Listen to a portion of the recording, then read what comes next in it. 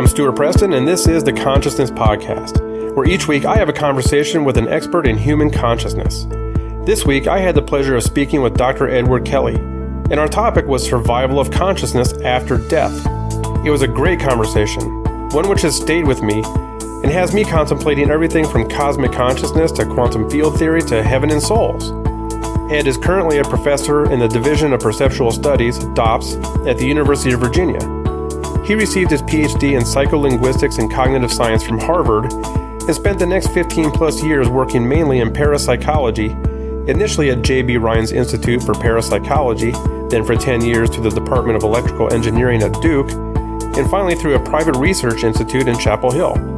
You may be familiar with his books, Irreducible Mind and Beyond Physicalism. He has now returned to his central long-term research interest, the application of modern functional neuroimaging methods to intensive psychophysiological studies of psi and altered states of consciousness.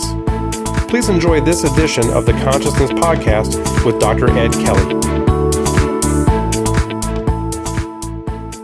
Thanks again, Ed, for being here on the Consciousness Podcast. I really look forward to hearing your opinions on this stuff. I'm really fascinated by the concept of survival and your take on this. So, to kind of get us started here, maybe you could tell us exactly what psi is, especially as it relates to your experiments and studies. Mm-hmm. The word psi was originally introduced by guys named Thales and Wiesner in about 1947.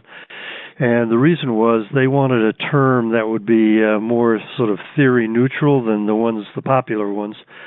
We've all heard of things like extrasensory perception and so on, clairvoyance and telepathy, and those are kind of loaded up with connotations that might or might not turn out to be correct in the end.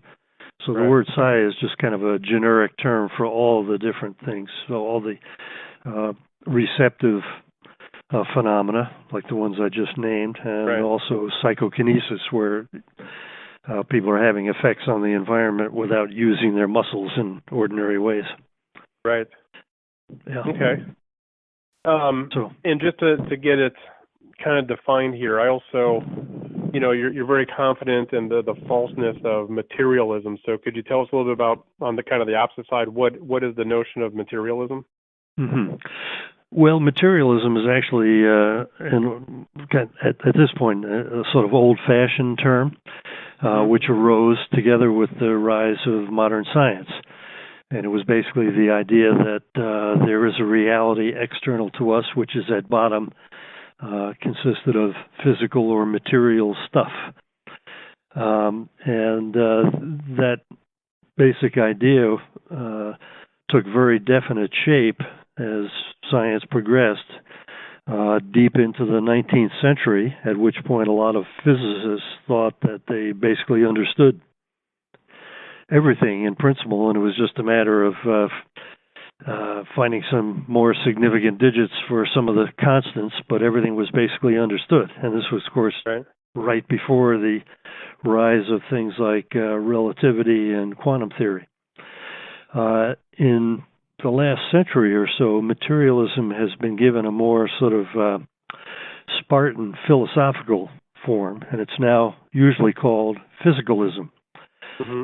And the basic idea, it's still the same idea, that reality consists at bottom of little bits of stuff flying around in fields of force in accordance with mathematical laws, and that everything else has to come somehow from that. The idea of what the ultimate stuff is keeps undergoing change. It's now usually phrased in terms of the standard model with all the subatomic particles and so on. But the basic idea is still the same. And, of course, that has enormous consequences for us as human beings because, among other things, everything in mind and consciousness has to come from that same underlying stuff. Right. And that's where things have really gotten sticky in the last couple of decades. I mean, there have been people who resist these ideas from the time they first were articulated. It goes back to pre-Socratic philosophers, really. But in the last few decades, there have been two primary sources of opposition. One comes from philosophy, where a number of prominent modern philosophers have pointed to the great difficulty of explaining the very most basic properties of consciousness in physicalist terms.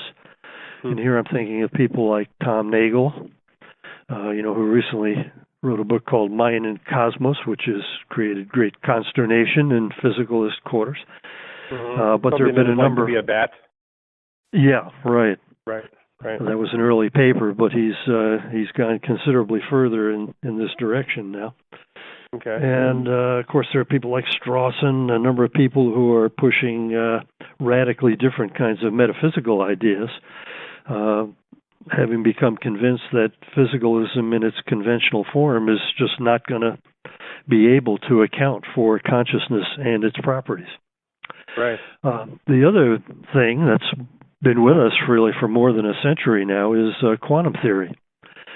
And a lot of the founders of quantum theory were adamant about the inability of physics to explain consciousness, but that message somehow got lost.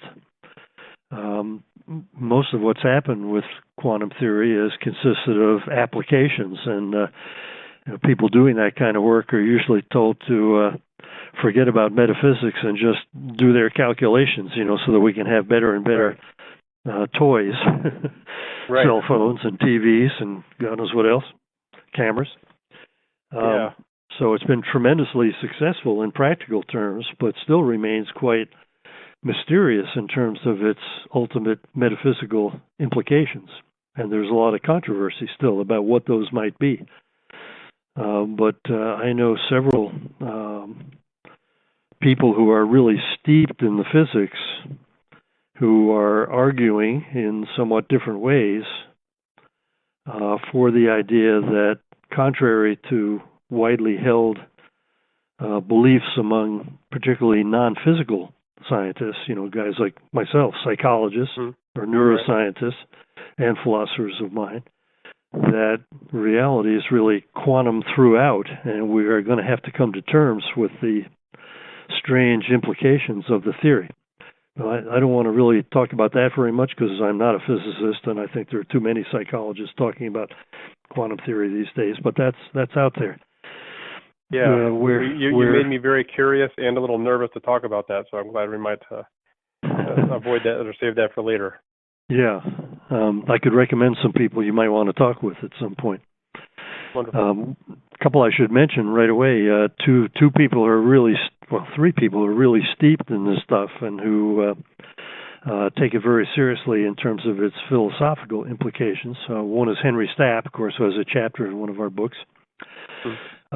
Two others who have come to my attention more recently are a guy named Bernardo Kastrup, Kastrup, in the Netherlands, who's a computer engineer by training, but steeped in the physics and writing books about an idealistic or an idealist theory of his own making.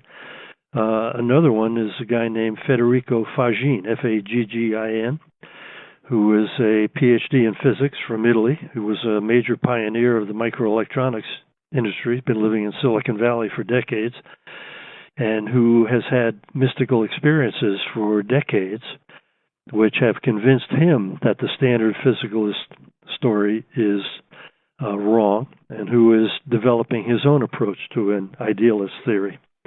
And what both of these guys do basically is upend the current priority of the physical relative to the mental and consciousness. Right. So it's kind of a really big thing that's coming down the road now. Oh, excellent. Where I fit in, and the kinds of work being done by my colleagues here at DOPS, is in adding a sort of empirical dimension to all of this. That is, we study things that are extremely hard or impossible for physicalist metaphysics to explain, including, for example, psi phenomena In fact, clearly one of the main reasons for opposition to psi phenomena in the scientific community has been the recognized inability of conventional physical theory to explain them. There are a lot of people out there who are desperate to deny the evidence for these phenomena because they see the threat. Now, what is that threat you're talking about there? Well, if physics is incapable of explaining, if conventional physics is incapable of explaining things like clairvoyance and telepathy and psychokinesis, then those phenomena are a threat to that view and the metaphysics that goes with it. Yeah. And there are a lot of people for whom, present day opinion is kind of a benchmark for what can possibly be real. It's almost a kind of quasi-religious faith. So a lot of people become real angry when you confront them with data that doesn't fit into that preferred worldview. Right. That makes sense. So going back to the work of DOPS, and we can talk about whatever aspects of this you're interested in. Our primary interest is in this question of postmortem survival. Right. And unbeknownst to many of the participants in the public debate, both pro and con, there is actually a lot of ostensible evidence for survival. It takes a number of different forms. It includes things like crisis apparitions, where one person is being slaughtered in some fashion in one place, and in a distant location, his spouse or other emotionally close persons may have an experience which alerts them to the fact not only that he may be dying, but also in how he is dying, the details of what's happening. That was one of the there's more information there than really could be possible with just a coincidence. Right. That's the main argument. And this was one of the principal interests of the founders of the Society for Psychical Research.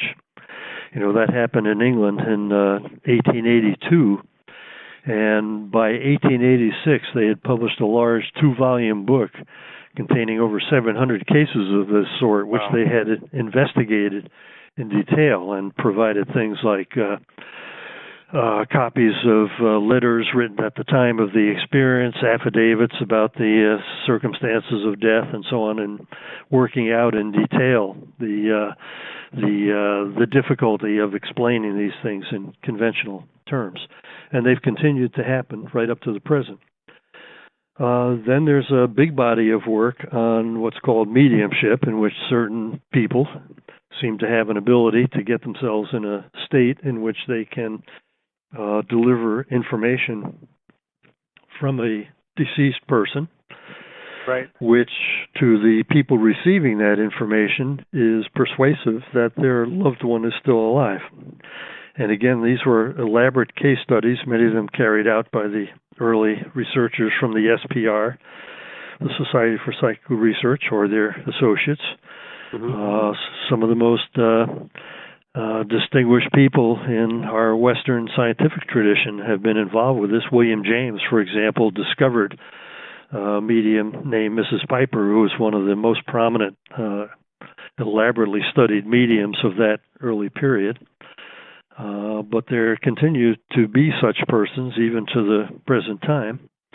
And there are literally thousands of pages of careful scientific reports about sessions with some of these mediums, right. And they cannot be ignored. It can't be ignored, and it can't. You mentioned it cannot be explained in conventional scientific terms. What is your hypothesis or your position on how is it explained in terms of the mind and the consciousness? I mean, do you have theories you guys are working on or trying to test, or what do you guys think about it? Well, it is a very big, complicated subject, and we could spend many of these sessions just talking about mediumship, let alone everything else. Right.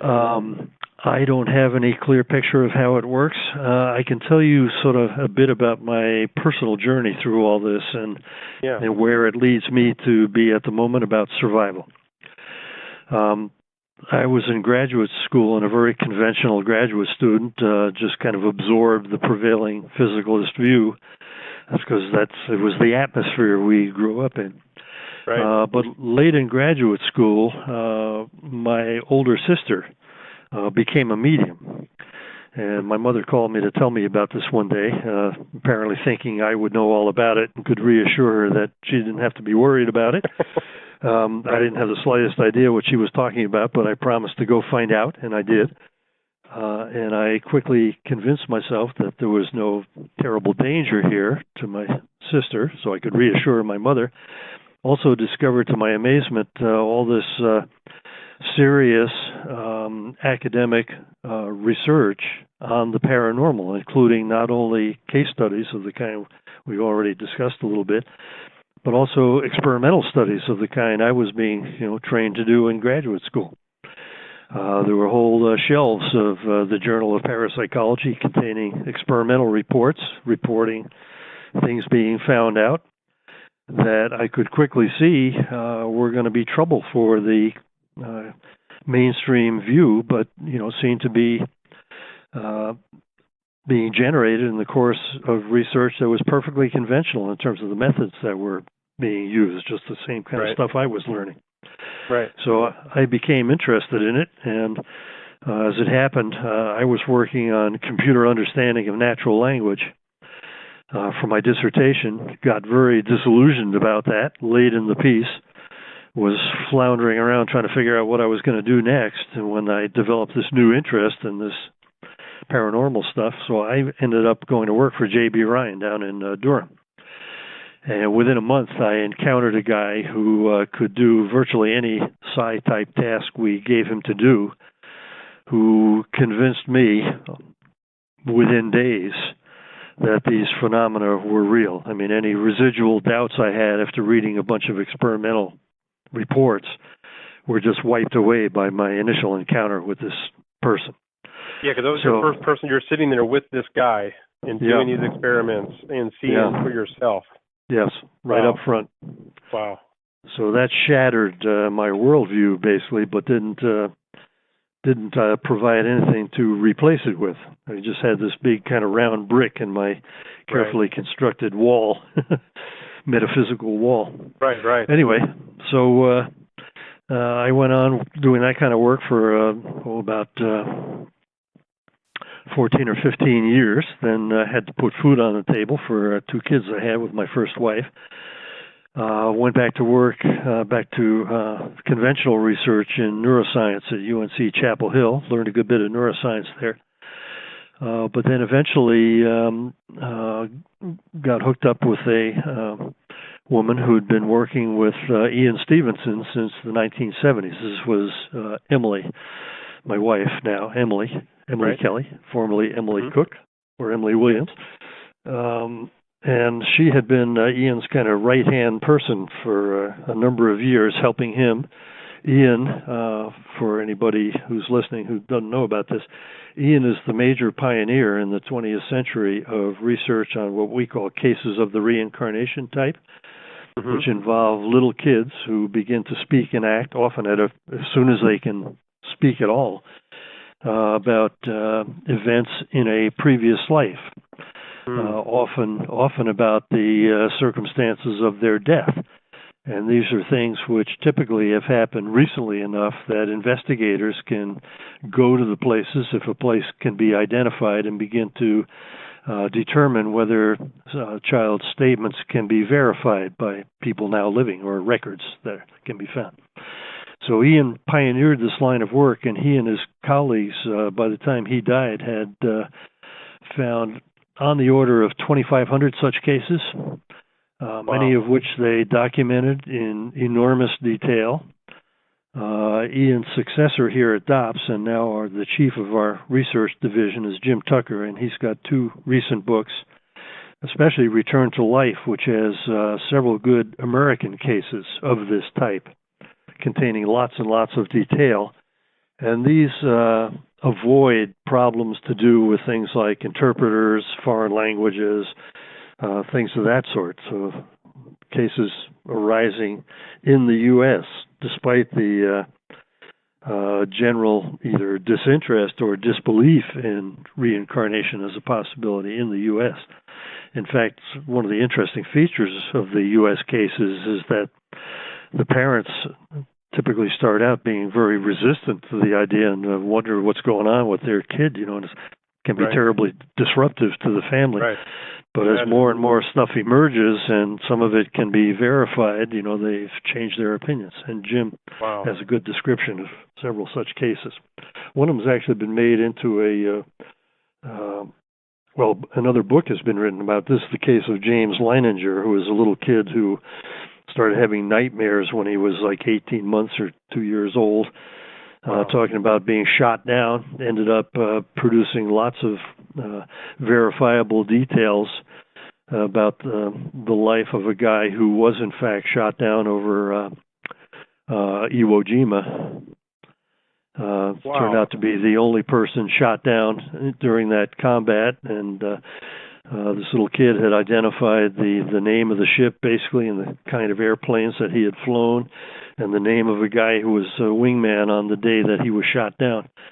And turned out you should really read the book to get the real nitty gritty of it. So that's another big line of research that's really particularly associated with DOPS. Okay. There's one more big line of research associated with DOPS, and I know you want to talk about this. This has to do with near-death experiences. Right. Bruce Grayson in our division is probably the world's leading researcher in this area. He's collected over 1,000 cases himself and has, big files with lots of questionnaires and things that people having these experiences have filled out for him. Typically these things happen under conditions where people's lives are at least threatened. It's important to realize, though, that it's not just in cases of like car accidents or some horrible physical illness, but it can also happen under circumstances where people are entirely intact, although seriously threatened. For example, climbers, alpine climbers who fall and expect to die, but end up in a snowbank instead and survive it, but have an experience on the way down. So on the way down, they have a near-death experience. Yeah, in a matter of seconds. Often, what these really amount to, I'm not sure Bruce would agree with this characterization, but to me they appear to be deep near-death experiences are essentially mystical experiences had under less than optimal circumstances. They're very much like experiences that have been reported from time immemorial. They happen spontaneously. They're still happening. I have in my files a number of cases involving people who've written to me knowing about my interest in mystical experiences. And they've had them, while riding a train or listening to a symphony or, just walking along a beach somewhere, or sometimes under conditions of duress but not immediate threat to their lives. But in some cases, no threat or duress. Correct. Yeah. A typical example of this type was reported to me by a guy in England who, about 50 years ago, he was in great distress. His girlfriend had just dumped him. He didn't know what he wanted to do for a career. He's quite miserable, feeling that he has no future. He gets on a train to go up to the Lake District, to encounter some beauty and in hopes that would make him feel better. Well, the train crossed a small river, and in the seconds that it took for his car to pass over that river, he had a profound mystical experience which utterly transformed his life. it had such an enormous impact on him. And this is characteristic also of these near-death experiences. In fact, Bruce can really wax eloquent about this because he is a practicing psychiatrist who typically spends months, if not years, trying to help people to make tiny, incremental, positive changes in their lives. And yet, now here, people have these near-death experiences, and in a matter of seconds or minutes, their lives are transformed in ways that go far beyond the kinds of changes that he, as a practicing psychiatrist, can normally make. They often lose their fear of death. They become much more loving and positive about life, much more altruistic, much less concerned with things like status and money and blah, blah, blah, all that. Right. My wife has been reading, as I mentioned to you, when we were communicating before this, we lost our son just under 2 years ago. Mm-hmm. And my wife has been doing a lot of reading into near-death experiences, and so I hear, I guess, third hand about these, and like you're saying, that people pass into the other side, or they see things, and they seem to have these just amazing, like you said, transformations of themselves and the things that they see and the things that they understand. I mean, she mentioned the famous movie critic, Siskel and Ebert. Well, I think maybe it was Ebert. I don't want to get it wrong, but woke up from a near-death experience and said it's all a big ruse or something like that. And it's just really interesting to hear all those accounts of, like you said, people just making incredible changes. It might even make you guys maybe a little frustrated with your own work that you're doing, to say, look, we spend all this time trying to help people make small changes, and maybe I should have just knocked them over the head. Yeah, well, of course, you might kill them accidentally, so that's the problem. Yeah, there. You don't want that. Yeah, we'd like to have the experience without having to come so close to being dead. Right. Yeah. And Bruce has about 1,000 of these. I forget whether I mentioned that or not. And he is currently writing a book, which I think will be an extremely important book, because it'll be intended for a large audience, but it'll be scrupulously careful about the scientific aspects of the subject. So that should be out by next year sometime, we hope. Nice. But there's one aspect of Bruce's work that's especially important for me, and had a big impact on my own attitude toward the whole survival issue. And let me say, by way of background, that let's go back to mediumship for a moment. Okay. The whole history of that subject has carried us to a kind of there's sort of an equivocation. Practically everybody who has seriously looked at this literature is convinced that something paranormal is going on. Where the hang-up is in whether there's enough evidence there to be persuasive of survival. Everybody agrees that everybody who's studied this subject seriously and with an open mind agrees that there's something paranormal is happening there, and either it's survival or it's some kind of interactions, psi-type interactions entirely among living persons. To illustrate what I mean, let's say a medium purports to be in contact with your deceased son. And let's say that the medium produces statements, maybe even things like flashes of his character, his characteristic vocabulary, diction, sense of humor, specific events known only to you and him.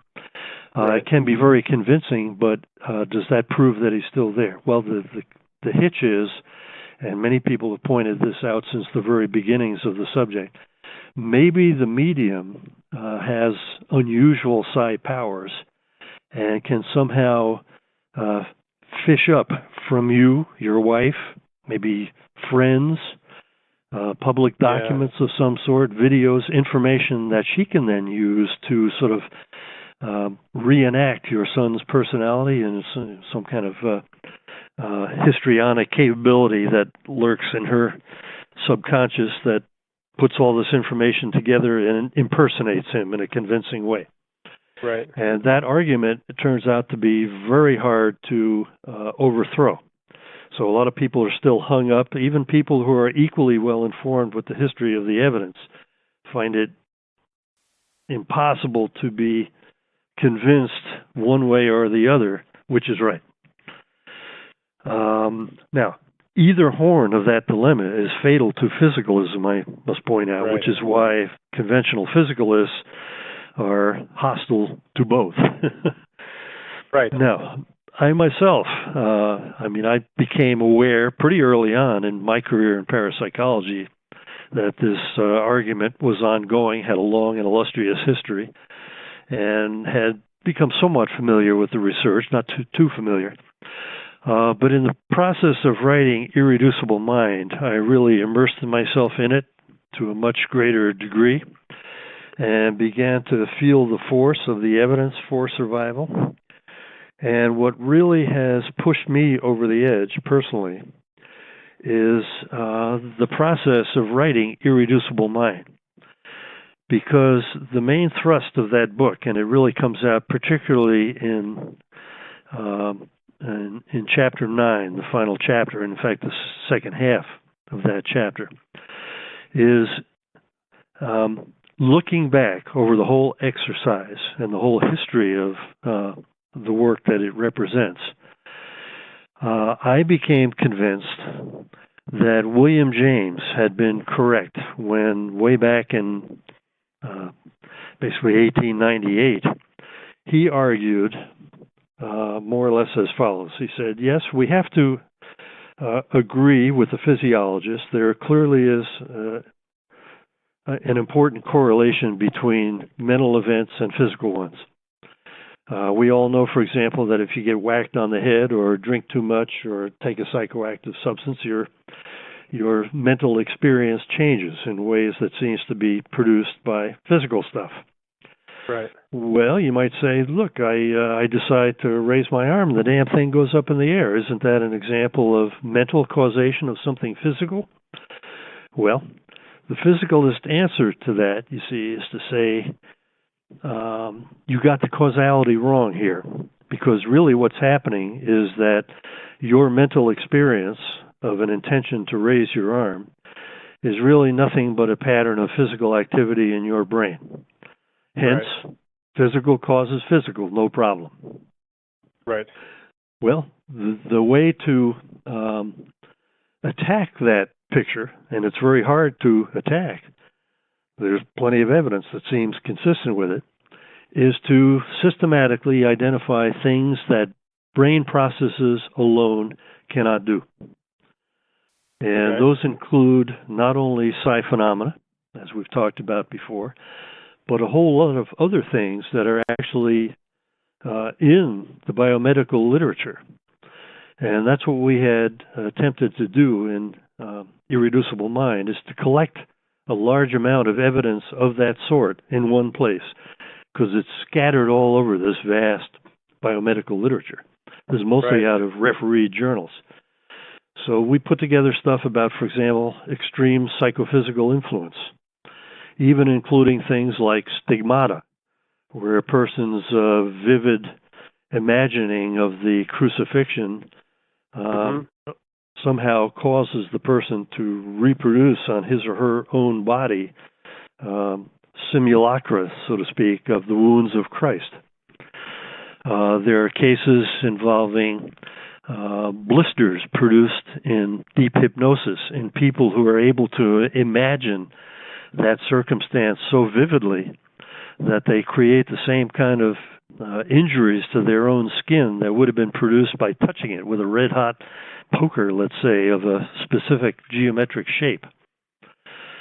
There are even a number of cases in the literature in which the effect occurs not on a person's own body, but on another body. And in particular, I'm thinking here of things called maternal impressions, where pregnant women, typically in the first trimester, encounter some horrible state of affairs, somebody's had an accident or something, right, becomes emotionally very preoccupied with it, and lo and behold, the child is born then with a corresponding injury.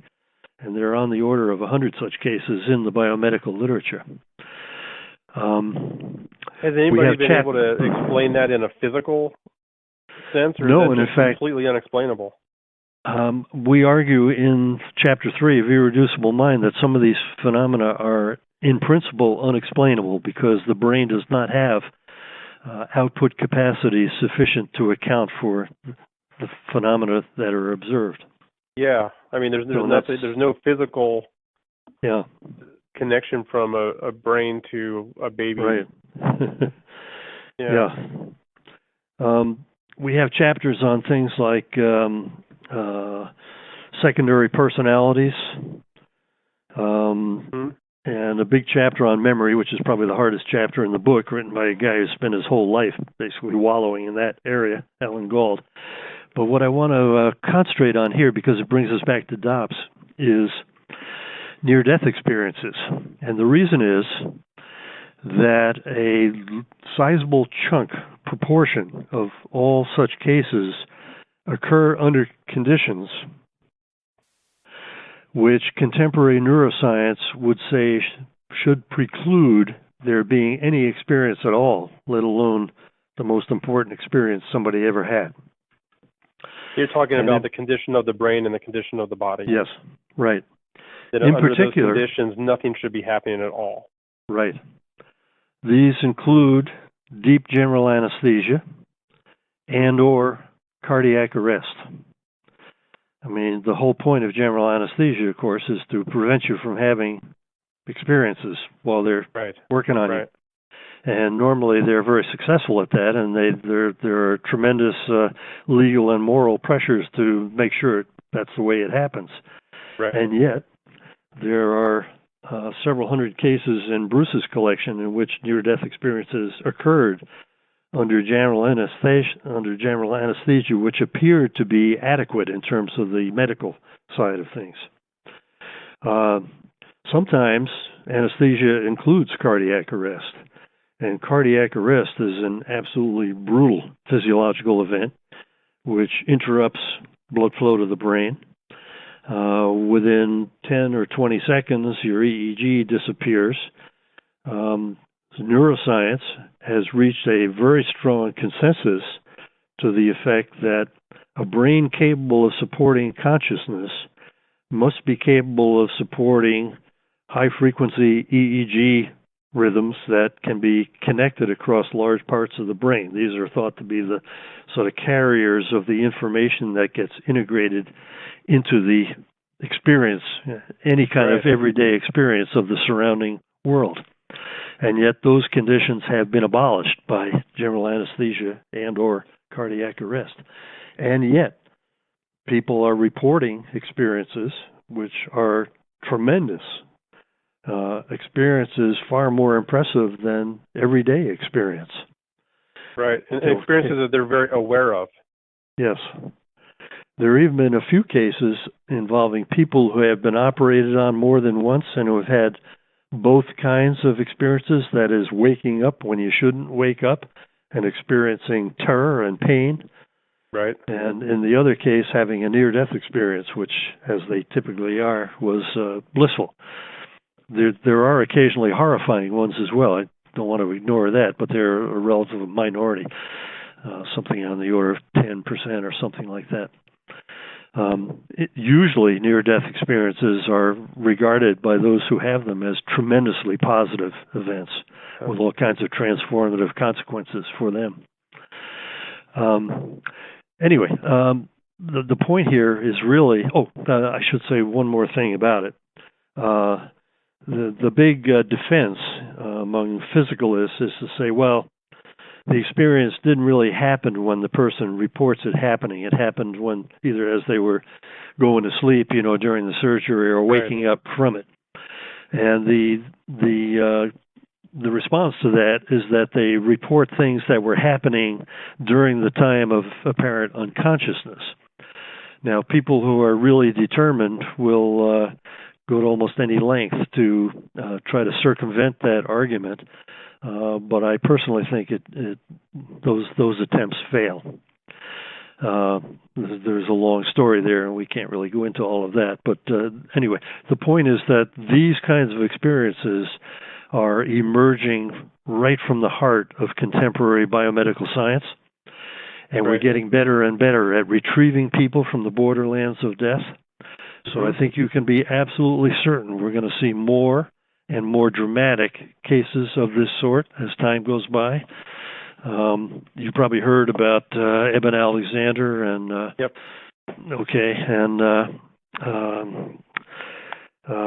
Anita Mor J Ani. Have you come across that one? No, I haven't. That's a really good case. I forget the name of her book. It's Mor J Ani. She's a woman living in the Far East somewhere who had a really fantastic near-death experience after her doctors had basically declared her at death's door and expected her to die. She was dying of a like stage 4 lymphoma of some sort, filled with tumors. She not only survived, but the tumors vanished over the next couple of weeks.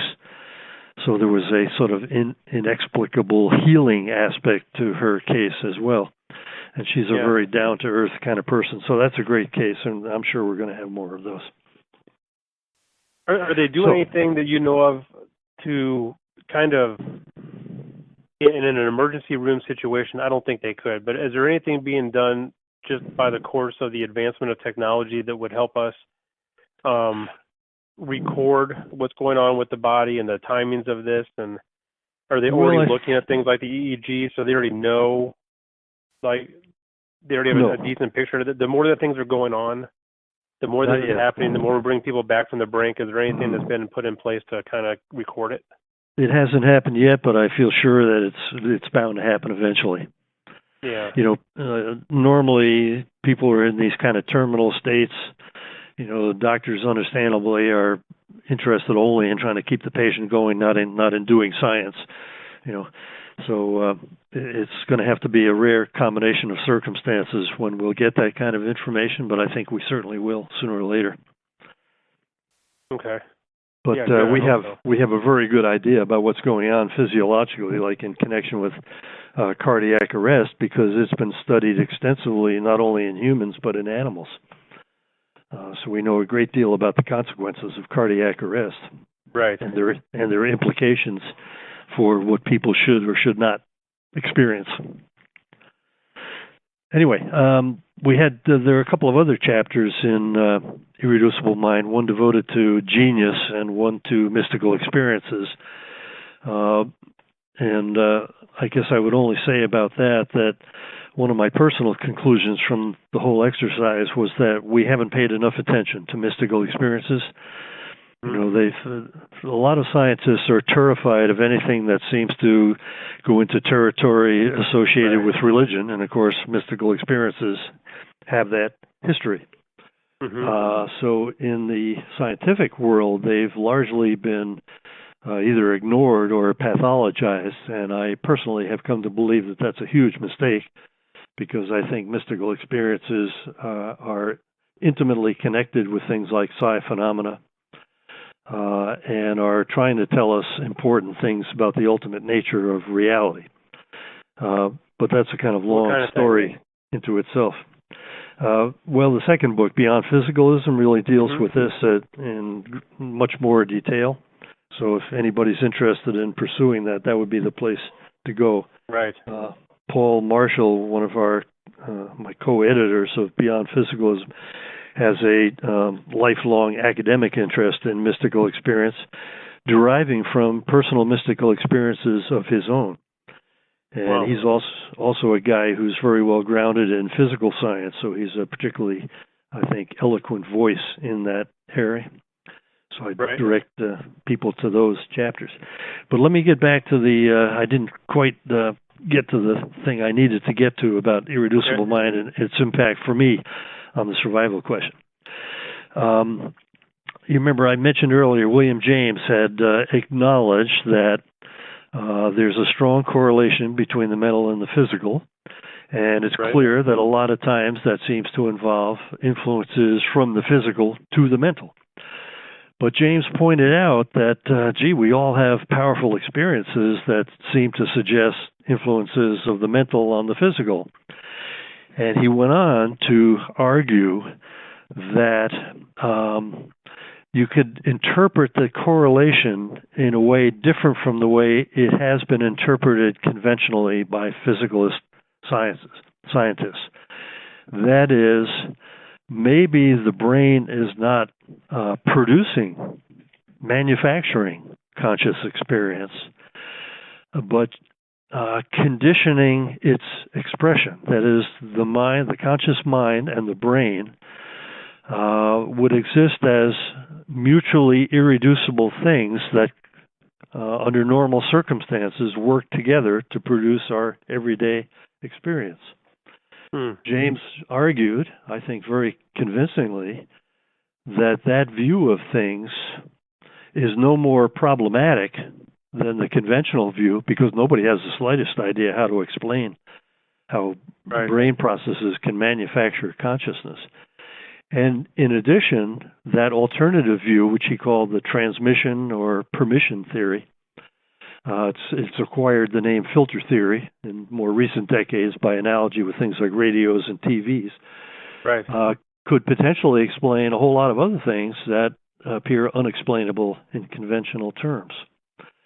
And as a result of putting this book together, I became convinced that picture, which James and F.W.H. Myers, the guy who wrote Human Personality and Its Survival of Death, had advanced at the end of the 19th century, the subsequent century of work on relevant topics has actually made the case for that kind of a picture much stronger than it was at the time they first advanced it.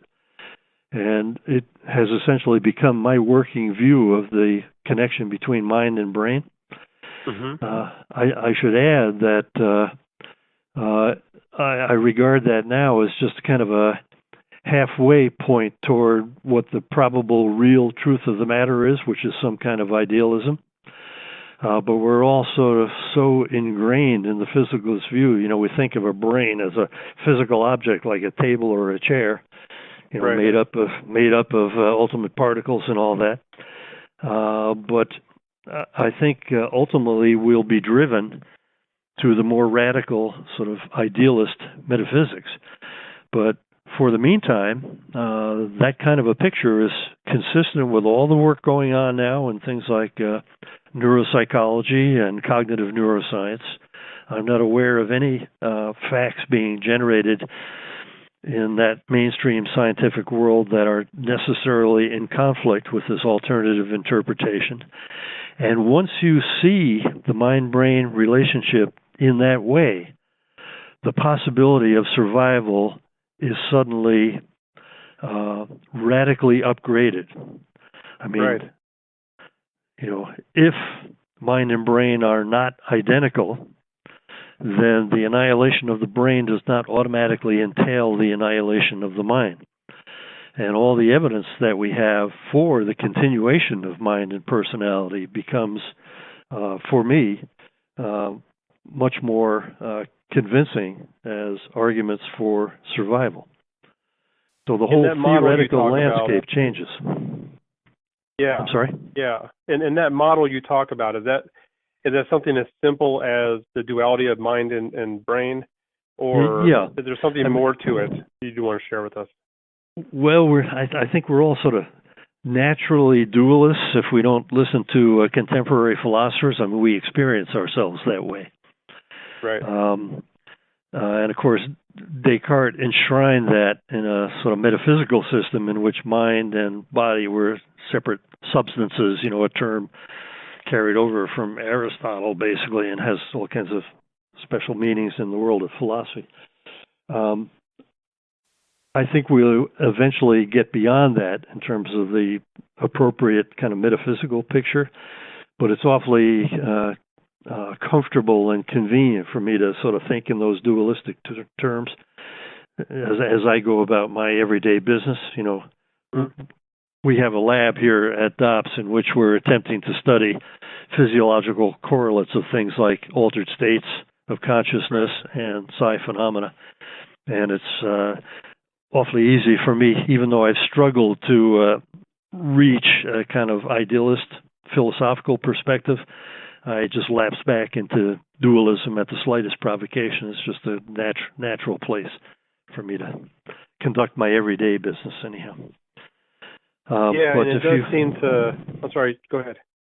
If you look up people like Bernardo Kastrup and Federico Fagin, you'll see well-grounded physical scientists who are struggling mightily to put forward compelling idealist views in which consciousness is basically all there is. There's some kind of a cosmic consciousness at the base of everything that somehow elaborates itself into us as individuals with our individual perspectives on what's there, and a sense that we share a kind of common world that can be pretty well described in conventional physicalist terms for the most part. So they're trying to explain all that in idealist terms. Whether either of them it does seem like that kind of connects a lot of the psi phenomena you're talking about, from the apparition to the mediums, near-death experiences. I mean, it almost the cosmic consciousness, the brain as a filter. All of that does seem to kind of almost not fully explain, but really play nicely into the different psi phenomena that you've been talking about. Well, I agree with that, and I can't pretend that we've really worked out the details in any to any satisfactory state. Right. But I, like William James, I kind of smell that in that direction lies the truth, and a number of people are now trying to work out those details, and we'll see, exactly how it's going to play out over time. That's my suspicion of where it's all headed. I tried to work that out to the best of my ability in Chapter 14 of Beyond Physicalism, and we've got a little bit further since then, but these are tough things. I mean, Beyond Physicalism, is a book that's, it's much further from my customary habitat. The problems are much harder. Irreducible Mind was basically a gigantic clerical job trying to pull together all this stuff from scattered parts of the biomedical literature. But this Beyond Physicalism is much more about concepts and philosophy and so on. Much intrinsically harder stuff. Yeah, that we're connected to something bigger. I mean, what are your thoughts on what this bigger thing is? Do you have any notions or ideas or fantasies about what this bigger mind is? Yeah, and they go pretty much toward traditional systems like Advaita Vedanta, I think, and it's sort of 11th century extension in Kashmiri Shaivism. I just feel a lot of natural resonance toward the kind of picture that they developed there, and I'd say it's very much in the same territory as these new idealist systems that people like Bernardo and Federico Fagin are trying to work out based on contemporary science. I mean, real emerging contemporary science, quantum physics, and so on.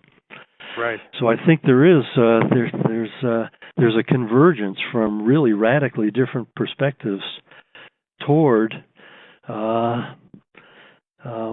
something that we can't yet see and with great clarity, but it's sort of emerging from the mist little by little, and I think brings together the best in contemporary science and our world's spiritual traditions.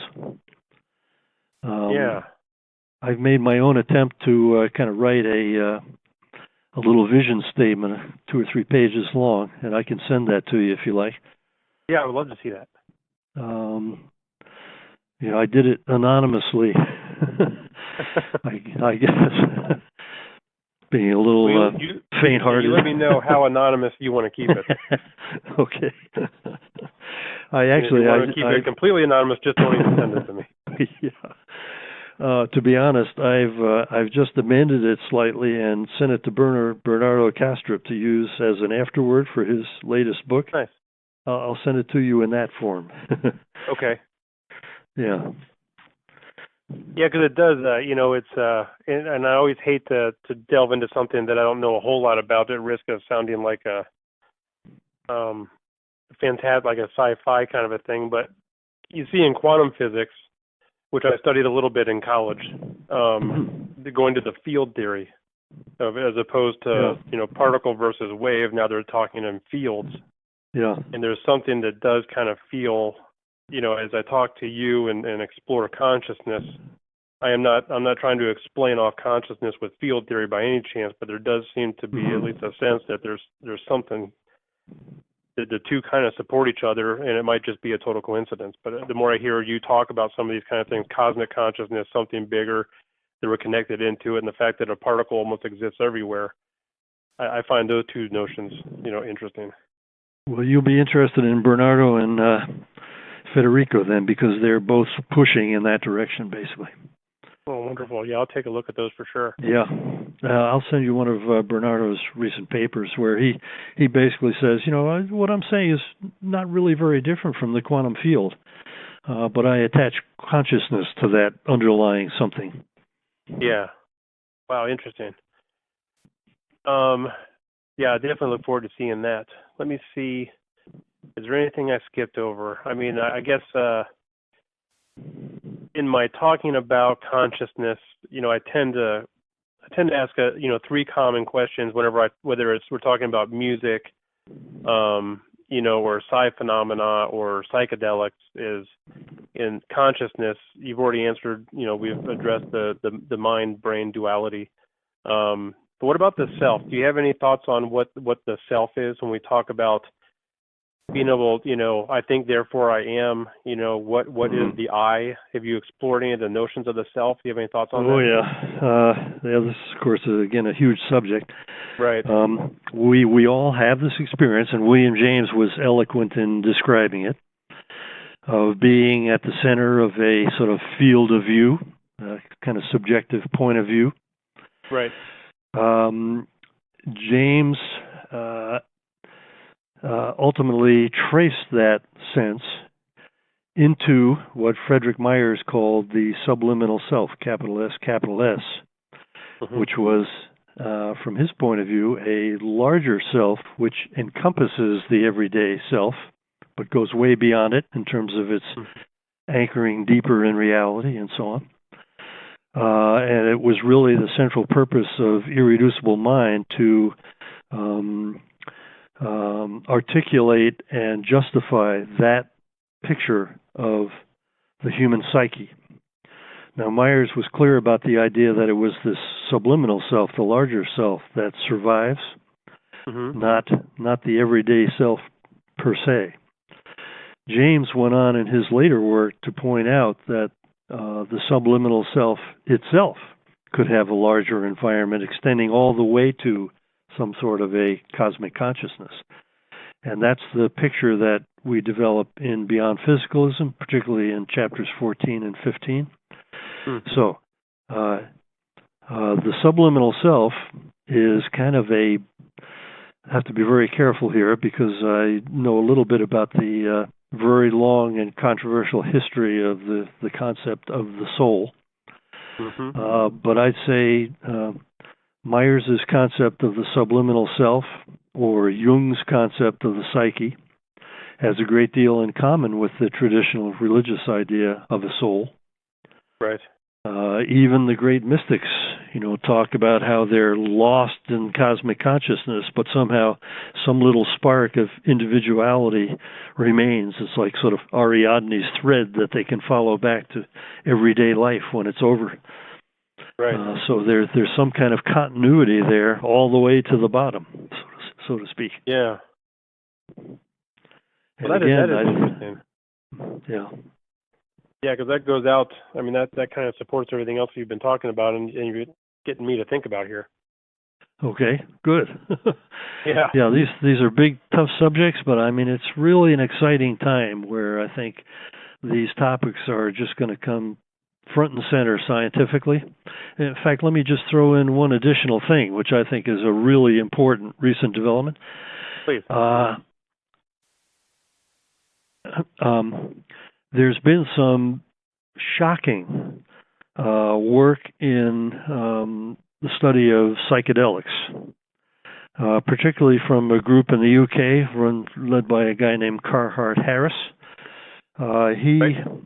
He did some imaging studies in which they injected psilocybin and followed what happened using fMRI. This was a much better way to do it than previous studies in which they had oral, ingestion of psilocybin and then used PET, which positron emission tomography, which integrates over a long time period. So they could follow it in much more minute detail over a much shorter period of the experience. And what came out of that study, and has been it's been echoed in a number of other recent studies, was a real shock to many neuroscientists, because what everybody expected was these intense experiences to be accompanied by intensification of neural activity in lots and lots of places. It was exactly the opposite. The intensity of the experience correlated with the deactivation and decoupling of major neural structures that are known to be associated with our everyday sense of being, human beings anchored in the everyday world that we occupy. So those are results that I regard as, and Bernardo Kastrup regards, as consistent with the filter interpretation, and what they certainly scream for is more research of the same kind. In fact, we rather expect to find that similar deactivation and decoupling is going to accompany other things of interest to us, like mystical experiences, maybe flights of genius, things of that sort, and strong psi phenomena.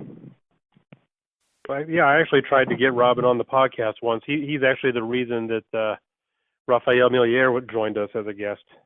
Because of taking a look at the work he did with the fMRIs and the psychedelics. So that is very interesting. I know that the psychedelics always seem to come up, especially like with near-death experiences. I think a lot of the scientist folks try to explain off some of the near-death experiences as being similar to that from a psychedelic experience. Well, we might turn the tables on them empirically. Excellent. Well, we're here at the hour, so I wanted to, before we break off here, to see if there was anything else you wanted to bring up or discuss and here in the last second, or throw out there. Obviously, I will be putting links up to both of your books, and encouraging people to get those. Is there anything else that you'd like to share before we break off here? I should also send you a URL for DOPS's website so people can go look us up. Yes. I think I already have that, but if you want to send it to me just to make sure, that'd be great. All right. That concludes another edition of the Consciousness Podcast. Thanks again for listening. Please find us at Facebook at facebook.com/The Consciousness Podcast, at our Twitter handle at Conchcast, and don't forget to subscribe to our feed at theconsciousnesspodcast.com. Thank you for listening.